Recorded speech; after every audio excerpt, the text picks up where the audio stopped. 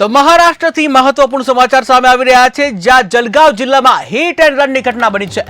જલગાંવ જિલ્લામાં hit and રનની ઘટના બની છે, ત્યારે પૂરપાટ કારે એક મહિલા અને બાઇક સવારને ટક્કર મારી છે।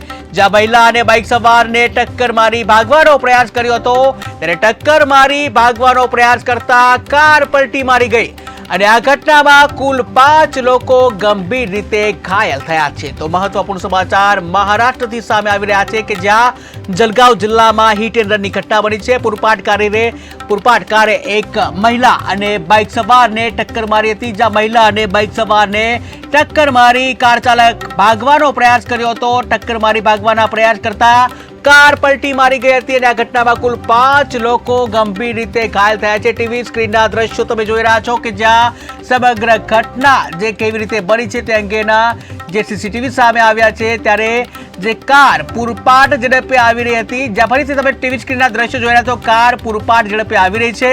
એક મહિલા છે તેને અડફેટે લે છે, એક વ્યક્તિને પણ અડફેટે લે છે અને સાથે કાર ચાલક जो ओवरस्पीड में चलावी અને ત્યાંથી ભાગવાનો પ્રયાસ પણ કરે છે, પરંતુ ભાગવા જતા કાર પલટી ખાઈ જાય છે કે જ્યાં હિટ એન્ડ રનની ઘટના બની છે।